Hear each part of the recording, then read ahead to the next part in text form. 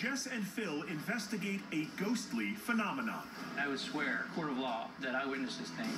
In the unforgiving swamps of Texas. Did you see that? A light just shot right past me. Frogs over here are going nuts. Everything's going nuts. Oh, look at that. Tons of bones over here. More over here, too. Mysterious ghost lights that are terrifying residents. I just wanted to scream. Get me the hell out of here. Can this 100-year-old mystery finally be explained? 3, 2, 1. Holy crap! Or will the team unleash something Oh, look. terrifying and real? Phil, did you see that? I just saw a light float above the tree. Hurry up, come over. All right, I'm coming your way. Oh my god! Ghosts in the Swamp. My name is Josh Gates. In my travels, I've experienced strange things that defy logic and made me question everything. Oh my God. Now, I've put together a team to investigate the stranger side of the unknown. Let's go. Phil Torres is a scientist who hunts for rational explanations. Jessica Chobot's paranormal research has made her a true believer. Phil, did you see that? I just saw something right across. Together, we're searching for answers What is that? to the world's most extraordinary mysteries. This is Expedition X.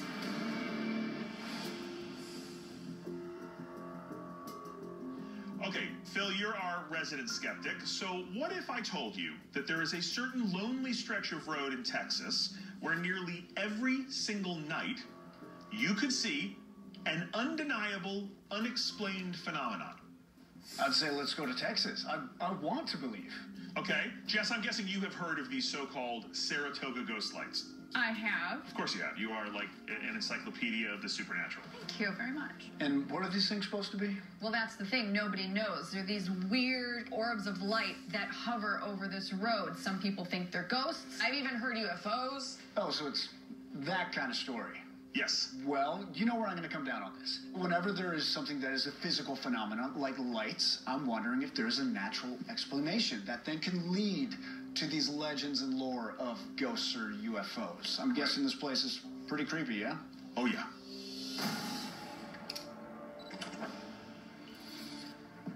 Saratoga, Texas lies on the edge of 300,000 acres of alligator and snake-infested wilderness. This imposing swath of land is known to locals as the Big Thicket.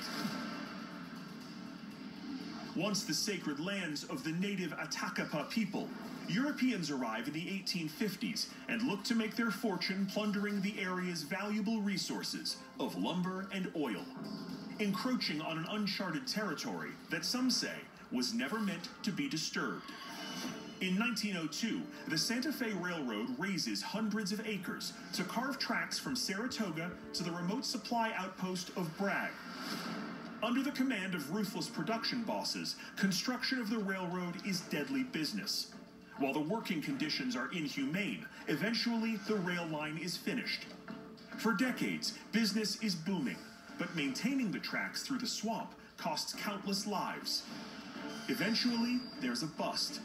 When the boom dies down in the 1930s and the oil wells run dry, the rail line is pulled up and the town is abandoned, leaving nothing behind except for this dirt road and the shallow graves of the dead workers who suffered and died here. It's around this time that people start reporting ghostly lights that manifest in strange ways. Some witnesses describe bizarre floating orbs that move with an eerie intelligence. Some reportedly have the power to disable electronics, even automobiles.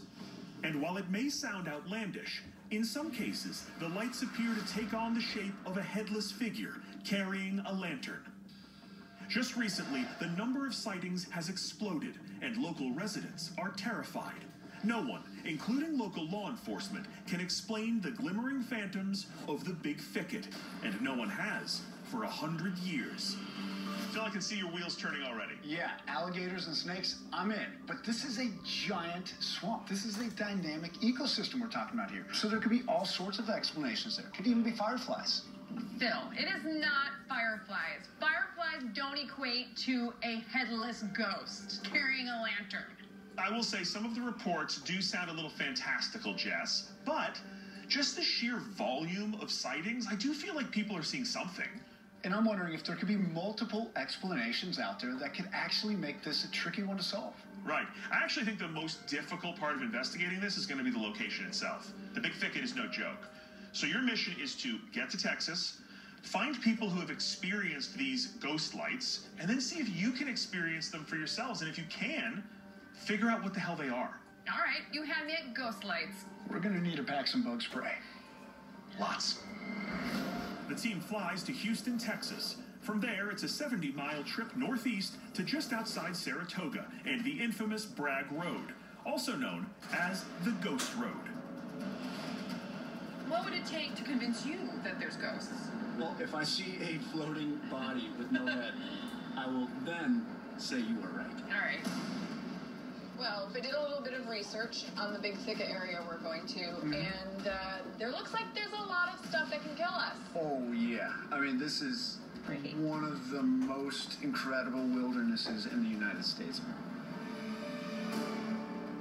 The Big Thicket is brimming with diversity. It has 8 separate ecosystems side by side, including savanna, swamp, forest, and desert. There are more than 300 species of animals that call it home, including alligators, bears, venomous snakes, panthers, and red wolves. It's an inhospitable and deadly environment that's sure to keep the team on their toes.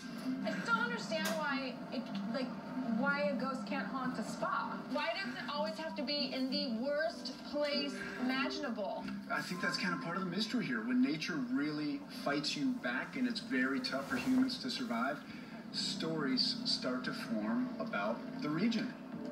Jess and Phil arrive at the entrance to the so-called Ghost Road to meet with local resident Carrie Celestine.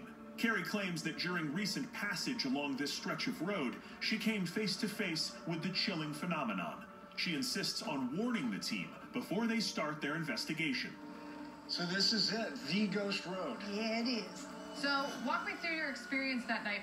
It was hot and muggy, and we turned down this road, went up about, I'll say, close to a mile or so, and all of a sudden, I see this green glow. As it got closer, I just see this outline of a person just hovering over the middle of the road. Could you see his face at all, or? That's what disturbed me the most about it. He didn't have no head. How close was he at that point? I say he was about 50 feet away by then. What happened? I just wanted to scream, but I couldn't speak, and I realized that I'm shaking. And finally, he just disappeared.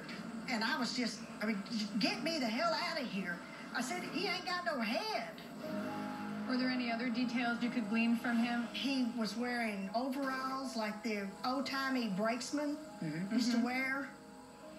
Have you come out here since then? No way. One time was enough for me to go up this road. Well, that's actually our plan. Yeah. So any advice? Definitely be careful because I know for certain there's something out there.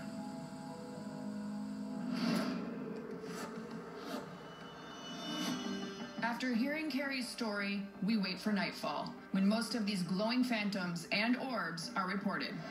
So in pitch darkness, we begin our journey down the infamous Ghost Road, a gloomy stretch of flat dirt track that has inspired fear for nearly 100 years. This place is creepy. This is kind of spooky. Like, if you're ever going to see a ghost in the middle of nowhere, this would be a prime place. Yeah.